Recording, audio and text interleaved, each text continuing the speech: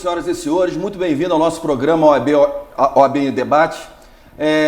Hoje nós temos aqui a presença da brilhante advogada aqui petropolitana, doutora Ana Maria de Magalhães. Doutora Ana Maria, muito obrigado por ter aceitado o nosso convite aqui, de participar aqui do nosso programa hoje. E, assim, queremos hoje levar também para os telespectadores assuntos interessantes, principalmente assim, aos advogados recém-formados, aqueles que estão iniciando a carreira, aqueles que sabem como é difícil, né, como é duro, né, começar na advocacia, né, como diz na sua própria, né, a advocacia não é para os covardes, não é verdade? A advocacia é para aqueles que são valentes.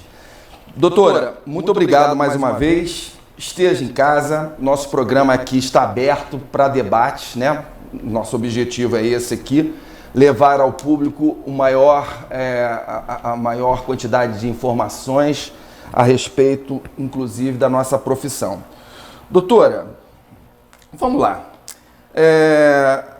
A senhora, fala um pouco da senhora. A senhora já está há quanto tempo já formada, doutora? Primeiramente, uma boa noite para todos os telespectadores que estão nos assistindo. Agradeço imensamente o convite feito pela doutora Bárbara Araújo, mas que por compromissos ela não pôde estar aqui hoje e gentilmente o doutor Marco Aurélio se incumbiu dessa missão de estar fazendo essa entrevista para trazer esse conteúdo para vocês. Eu fico muito feliz pelo convite. É um prazer, doutora. E de estar falando um pouco do nosso trabalho frente à OAB e algo que é bem inicial, que é com relação à comissão da OAB Jovem aqui na nossa cidade. Bom, vamos lá, doutora. E a senhora já está formada há muito tempo, doutora? Conta pra gente como é que começou essa carreira. Conta aí pra gente. Eu não tenho muito tempo de formada, né? Eu colei grau em 2017.1, dando entrada na minha carteira da Ordem em 2018. Então, eu tenho um ano como inscrita na Ordem dos Advogados do Brasil. Doutora, assim, me diz uma coisa, por que a senhora escolheu a profissão de advogada? Conta pra gente. É uma coisa assim que todos sempre falam comigo, que eu tenho um perfil extremamente questionador, né? Acho que eu questiono, mesmo calada, a pessoa já percebe que eu já dou uma olhada. Com os olhos. Questiono com os olhos. Então, eu sempre tive esse perfil muito questionador, debatedor, ou seja, sempre estudando. Eu sempre tive essa ânsia em saber mais, em conhecer, em falar, em me expressar, ou seja, sempre ter uma opinião com relação às coisas que aconteciam. Eu nunca tive um perfil pacífico ou de aceitar, né, situações, injustiças. Então, acho que o direito ele veio como um desdobramento desse questionamento. E nós advogados, né, sempre somos questionadores, né, nós sempre estamos assim querendo defender as coisas e achando até as coisas estranhas mesmo, né? Porque eu acho que esse é o papel do advogado, né, doutora? Sim, é sempre questionar, né? Ou seja, traz todos esses questionamentos, porque até mesmo o papel do advogado na sociedade é de tamanha importância e de um grande brilhantismo, porque todas as teses que chegam, que passam, né, em primeira instância e que chegam no STJ, no STF, foi um advogado ali que viu situações arbitrárias ou não, ou criou, desenvolveu novas teses. São esses advogados, o trabalho nosso no dia a dia, que melhora o direito, ou seja, que proporciona evolução para a sociedade. Pois é assim, na realidade, né, doutora, a sociedade, muitos, né, da sociedade assim só dão valor realmente a um advogado quando dele precisam. Né? O advogado é aquele que é o primeiro não a botar o paletó, mas é o tirar o paletó e a luta e a brigar, né, e a defender, né? Tanto nós, né, eu particularmente também já inúmeras vezes eu levantei de madrugada da cama para ir para um plantão judiciário para conseguir uma liminar, né? Ou medidas de urgência, ou para internar alguém, ou para fornecimento de um remédio, seja lá o que for, mas principalmente para internar algum cliente. Nós estamos ali para defender a sociedade, né? Então eu sempre falo, só dá valor ao advogado aquele que quando precisa dele, aí sim ele sente na pele como nós advogados somos importantes para a sociedade, não é verdade? E o que é importante dessa sua fala hoje a advocacia ela está passando por uma renovação, né? Não está fácil advogar pela situação que o estado do Rio de Janeiro se encontra. Acho que até mesmo num contexto Brasil, mas acho que aqui no Rio de Janeiro está pior com relação a isso, porque nós somos muito... a questão da advocacia, ela balança muito com o mercado, né? Sim. Porque se há redução de recursos na sociedade, ou seja, as pessoas elas ganham menos, elas estão consumindo menos, obviamente as demandas diminuem, porque nós trabalhamos com a relação humana, com essa interação das pessoas na sociedade e dali que surgem os conflitos, surgem essas demandas para nós advogados estarmos trabalhando.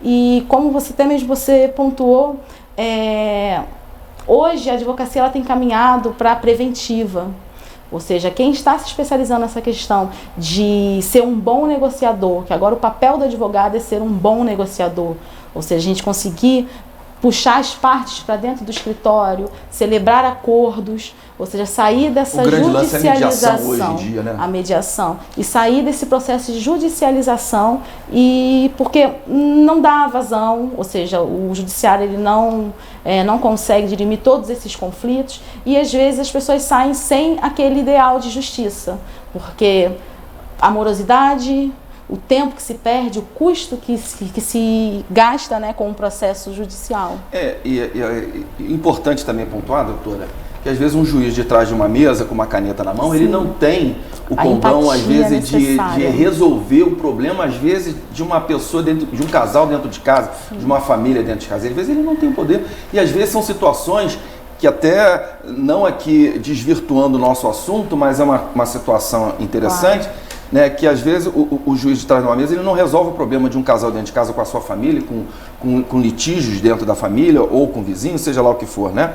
Um juiz, e são esses assuntos que na realidade eles são assim, vamos dizer, pontuais na sociedade. Endêmicos, que abarrotam, né, o judiciário. Abarrotam o judiciário e uma mediação, né? E isso a gente tem aqui em Petrópolis bater palma, porque a mediação tem ocorrido aqui na cidade, né? E às vezes elas terminam antes de se entrar numa sala de audiência, né, doutora? Isso seria bem interessante mesmo, porque a gente não tinha comentado no início. Eu sou mediadora em formação, ou seja, estou fazendo curso de mediação judicial, e a gente observa muito essa questão, ou seja, a falha da comunicação. A partir do momento que a gente perde essa questão da comunicação, a gente percebe que a maioria dos problemas, eles aconteceram porque as pessoas deixaram de conversar. E isso dentro do direito de família é muito importante.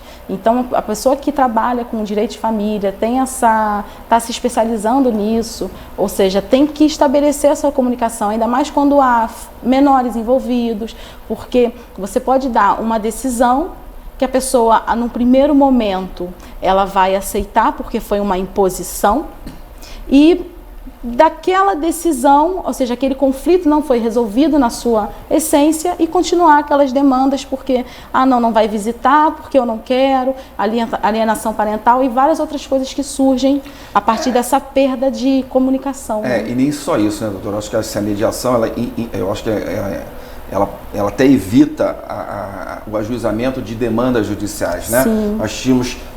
Eu acho que o povo brasileiro ele tem que ter a consciência hoje de que não seria tão interessante judicializar alguma situação, e sim fazer uma mediação, né, doutora, para se resolver litígios, principalmente até de grandes corporações, né? Sim, é porque isso também é uma questão cultural. Ou seja, é um trabalho que ele vai começar a ser desenvolvido pelo tribunal, ele está sendo utilizado dentro do judiciário, porque a mediação ela não é célere, ou seja, ela não vai trazer essa ideia de celeridade, mas sim é uma construção e resolução desse conflito de uma forma definitiva. Porque né? Eu sempre falo, né? Não é o advogado que não trabalha, é o judiciário que é lento, não é verdade? Sim. O advogado trabalha e muito. O judiciário que é uma máquina, né, uma roda quadrada que não anda com a mesma velocidade com que as relações humanas estão por aí, não é verdade? Sim. Mas é o tempo inteiro, né, o trabalho do advogado, né? A gente nunca para. A gente nunca para. Nunca a gente para. trabalha de segunda a segunda, né, doutora? Bom, vamos lá, doutora. Me diz uma coisa, o que motivou a senhora? A senhora foi recém-empossada na comissão OAB Jovem, não é isso? Sim. Desde quando, doutora? Hoje acho que fazem 15 dias. Oh, que beleza. bem recém mesmo. Que bom. Me fala uma coisa, doutora, o que motivou a senhora a participar, então, da OAB? Fala pra gente. Primeiro eu gostaria de estar agradecendo ao Dr. Marcelo Schaefer pela grande oportunidade de estar iniciando esse processo, de estar iniciando esse trabalho dentro da OAB, porque acho que a gente conseguiu, conversando, eu demonstrando as ideias que eu tinha para estar implementando. Eu acho que teve essa conexão e essa necessidade que a OAB como instituição está buscando hoje, que é a aproximação da advocacia, que o advogado se sinta valorizado e que ele ocupe o seu espaço dentro da OAB, dentro da instituição, que isso é muito importante, porque uma advocacia unida, ela vai estar fortalecida e os trabalhos vão sendo realizados, porque a partir do momento que a gente tem uma categoria que às vezes reclama com razão, ou seja, das coisas que acontecem, violações de prerrogativas e várias outras coisas que acontecem, mas mesmo assim ela não reclama, acho que no espaço correto para que isso possa ter uma mudança efetiva, às vezes seria uma perda de tempo. Então, acho que a proposta é que vocês venham, ou seja, se aproximem da OAB como instituição e não só os advogados, mas como a sociedade civil como um todo, porque nós estamos aqui para a defesa de vocês, da sociedade, ou seja,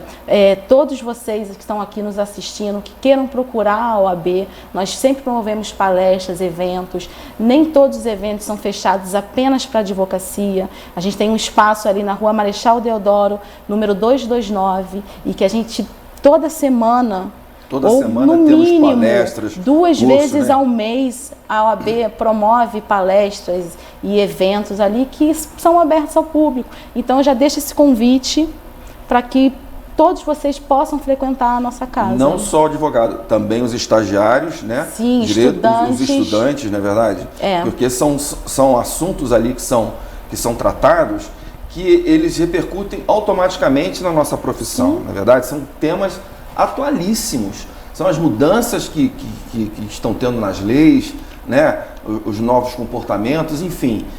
São coisas interessantíssimas hoje em dia para a nossa profissão de advogado. Sim, principalmente aquele que está começando agora, que ele precisa se inteirar das coisas, né?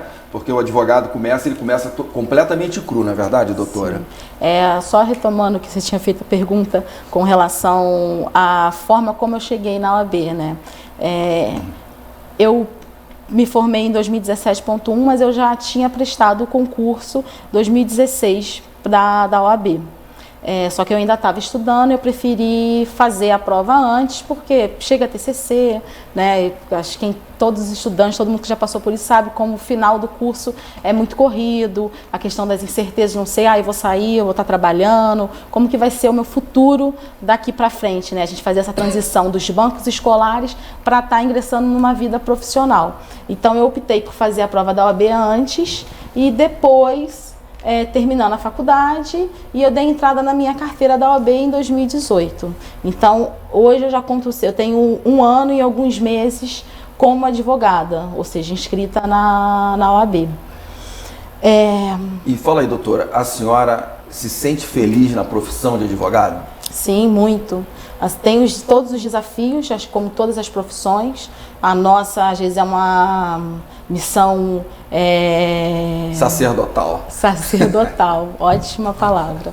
É uma missão, assim, muito forte, é um trabalho muito árduo, porque às vezes parece que é só falar com o cliente, faz a inicial. O medo engana, né, doutora? Não, a gente sai, vai em cartório, porque está demorando, facilita aqui, por favor, andamento no processo, surge uma outra situação, que aí você tem que ir para outros órgãos, coisas que movimentam o processo, que não é só aquela via ali que às vezes as pessoas observam como só aquele caminho, que é só fazer a inicial, deixa ali parado. Não, o advogado ele fica em cima, ele tem que movimentar esse processo. Tem que movimentar as coisas, né? Tem que fazer acontecer. Fazer né? acontecer, porque não é só deixar ali parada a ação que ela vai se resolver. Absolutamente. E hoje em dia, né, nós com processo eletrônico, o trabalho dobrou, triplicou. O trabalho dobrou, triplicou realmente. Né? Hoje nós temos o conforto de trabalhar até os sábados e acessar o sistema até das nossas casas,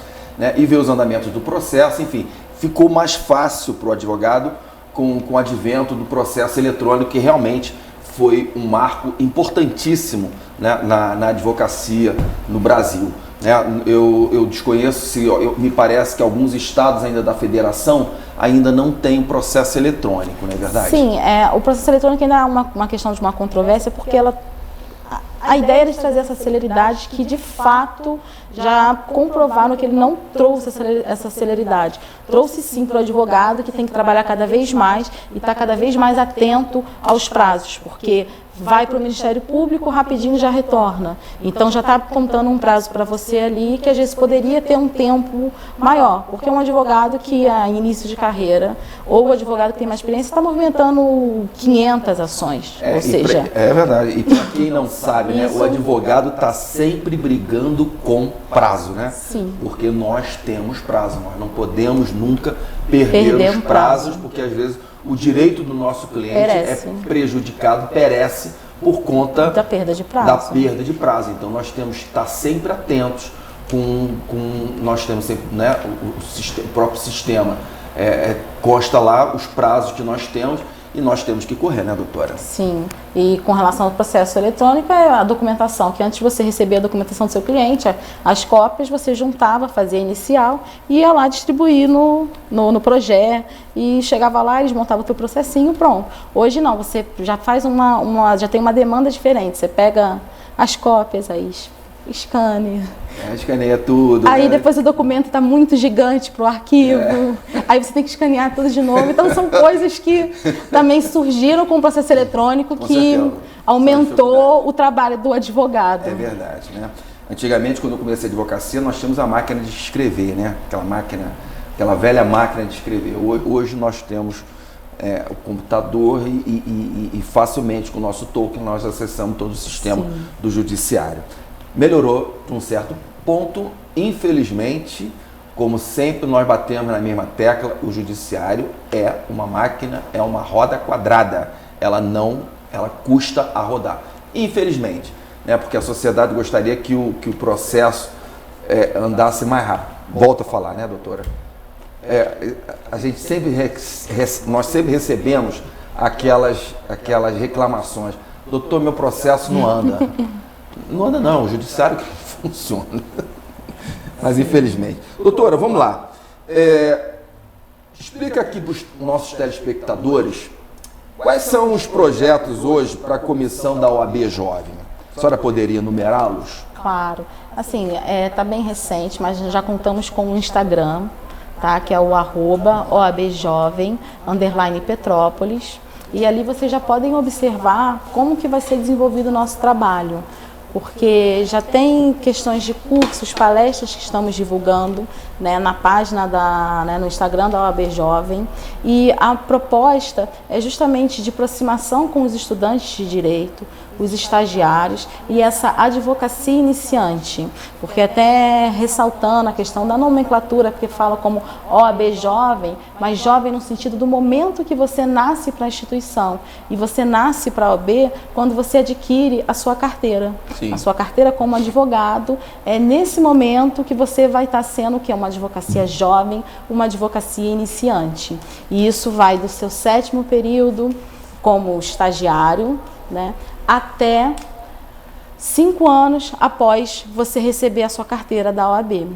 E as propostas, né, para a nossa comissão são essas, de estar acolhendo vocês que estão começando, de dar essas dicas de como advogar, como despachar, eu vou fazer questão também de apresentação pessoal para o advogado, porque a gente tem também pessoas que acabaram de sair da faculdade, no caso, os jovens que ainda se encontram naquela fase de migrando, né, de uma adolescência com 20, 21 e ainda fazer essa transição para o mundo profissional. Então a gente vai estar também falando sobre essa questão de apresentação pessoal, oferecendo a questão da oratória, de estar exercitando a questão da fala, porque o advogado que às vezes numa audiência fica calado e acredita que tudo que está na petição será lida, ele está deixando de fazer o papel dele. O advogado ele tem que falar. Tem que falar.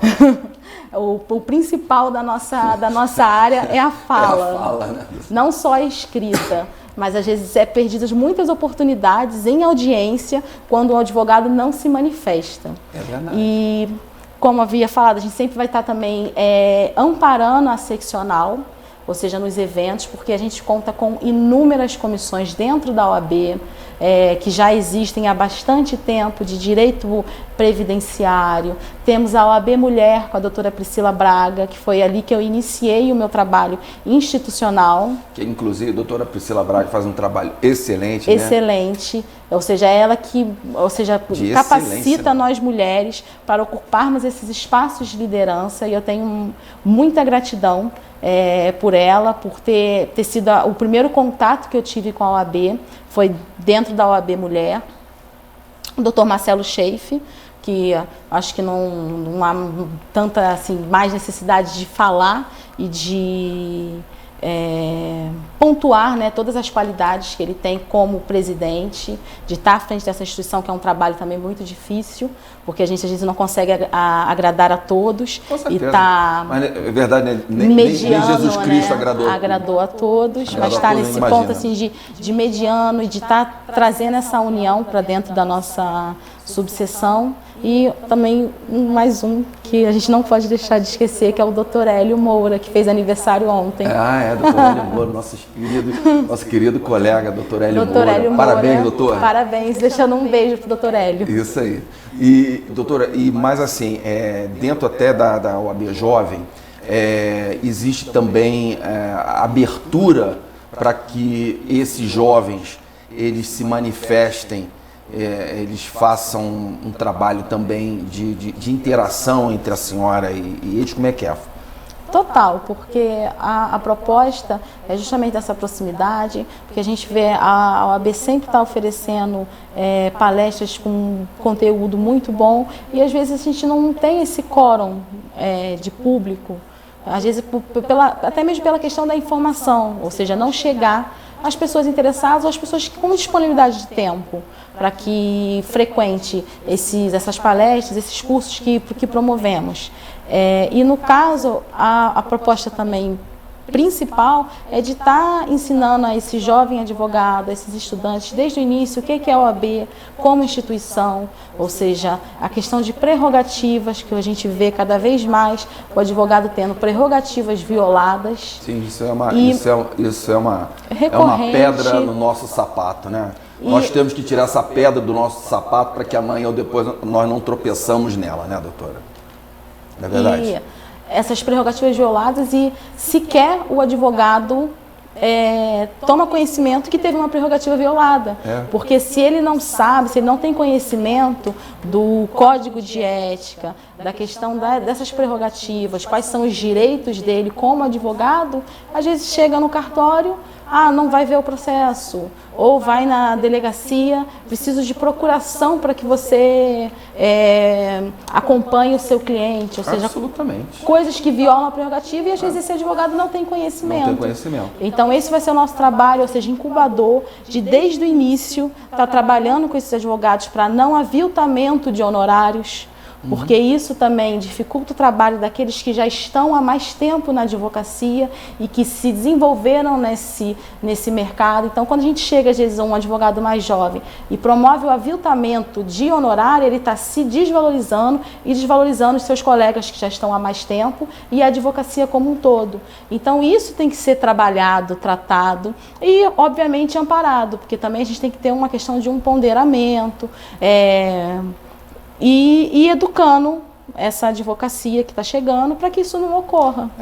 Para isso, até que a senhora está falando, né, doutora, nós temos a tabela da OAB, né, que são a tabela dos honorários, né, nós não nos baseamos aleatoriamente, né, nós temos um instrumento ao nosso dispor, né, que nós temos que obedecer, porque é uma tabela de honorários mínimos, né? Então as pessoas possam até achar que aquilo é muito caro, mas nosso trabalho é enorme, né, doutora? Sim, e é verba alimentar, né? O advogado, o nosso salário, a gente vive com os nossos honorários. Sem dúvida. Então, a partir do momento que a gente faz um aviltamento de honorário, a gente está tirando do nosso sustento. Você está deixando de pagar um curso para o seu filho. E se desvalorizando. E se desvalorizando. Exatamente. Doutora, fala uma coisa. Qual é o apoio, né, a ajuda que recebe, que o advogado, o jovem recém-formado precisa? Primeiro é entender que a OAB não é uma instituição distante da advocacia, do advogado. Muito pelo contrário, né, Muito doutora? pelo contrário. É atuante. Ou seja, não é só, eu só vou pagar a minha anuidade e eu não vou ter nenhuma contrapartida. Não, é estar próximo da OAB, cobrar sim, como instituição, melhoria da nossa condição profissional, que não haja violações de prerrogativas, e isso a gente precisa de voz. Então, se as pessoas não contribuem, não participam, a voz diminui. Não, sem dúvida. Ou seja, vai ser só uma instituição sem o principal, que somos nós advogados. Então, o trabalho principal é esse, que haja essa proximidade e essa colaboração. Não só com o jovem advogado, né, aquele que está iniciando a sua carreira, mas os que né, já têm mais tempo. Os estagiários, mas a nossa casa, a casa do advogado é a OAB. Né? Nós temos que ter ali a OAB como o nosso ponto de apoio, como a nossa casa acolhedora. Na verdade, a casa que acolhe o advogado. Né? Tem muito advogado que não vai na OAB, mas tinha que participar mais das nossas atividades na OAB, porque a OAB funciona muito, né, doutora? Eu estou lá dentro, eu sou conselheiro, né, eu sou até presidente de comissão, né, já sou conselheiro da OAB há mais de 20 anos, e a gente vê o trabalho que é feito. Né? Eu acho que assim, nós temos que trazer para a nossa casa advogados que falar, passa longe da OAB. Não, pelo amor de Deus, pelo contrário. Né? O advogado ele tem que participar da nossa casa, ele tem que ir à nossa casa, que é a OAB, ele tem que estar lá presente nas nossas reivindicações, porque nós não fazemos reivindicações em nome próprio, nós fazemos reivindicações em nome da classe. Né? É para melhoria da classe. Não é verdade, doutora? Sim. Agora, me diz uma coisa, doutora. Continua no que nós estávamos aqui perguntando, o que o recém-formado mais precisa? Seria, então, a orientação para o início de uma carreira, ensinando o beabá de como se comportar como advogado, é isso? Acho que não uma questão assim comportamental, porque acho que as demandas elas vão surgindo. Eu posso ter uma ideia do que foi a minha necessidade, mas isso é uma questão de uma perspectiva minha.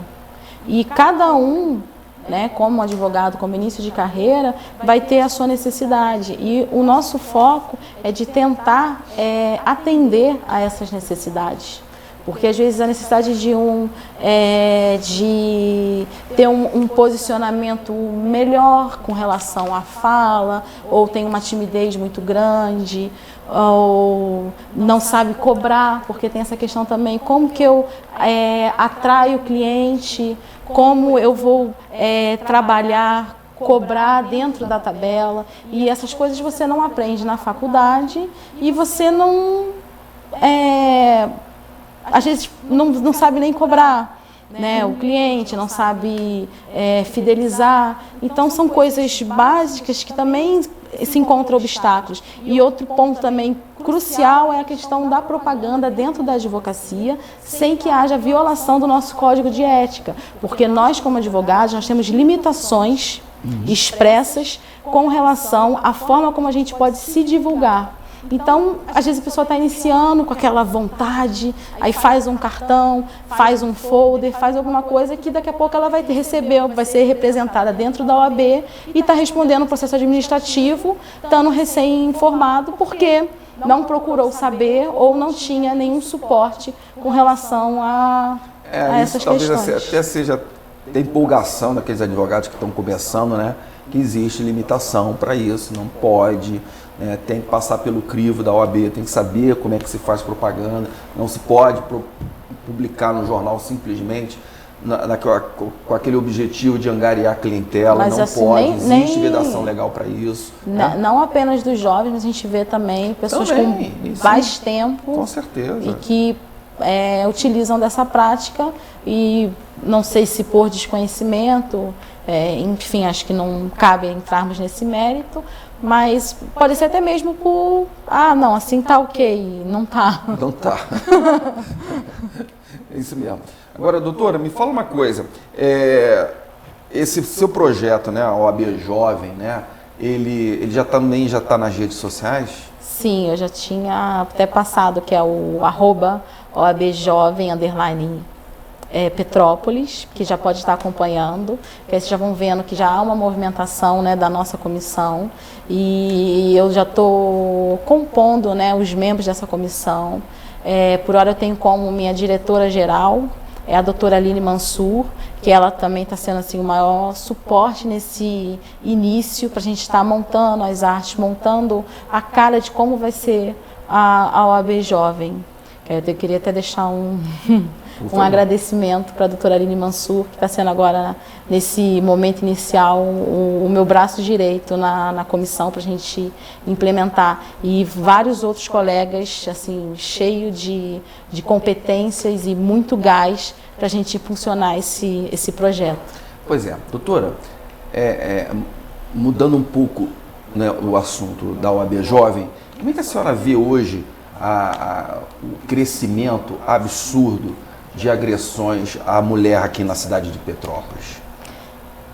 Eu vejo como uma questão de enfrentamento e de um grande apoio com relação às políticas públicas da nossa cidade, porque aqui em Petrópolis já tem um trabalho que já vem de gestões anteriores, mas que graças a Deus e ainda bem, continuam desenvolvendo esse trabalho de forma brilhante, que é o CRAM, que eu tive a oportunidade de conhecer de perto, né, o trabalho até com a Cleo, porque eu tive um tempo fazendo um voluntário lá para eles, e às vezes a gente pensa que é como se fosse enxugar gelo, porque por mais palestras que façam, por todo o trabalho que é promovido, a gente só vê cada vez aumentar esses casos. E acho que a gente para também para uma reflexão que às vezes esses casos não estão aumentando, eles sempre existiram.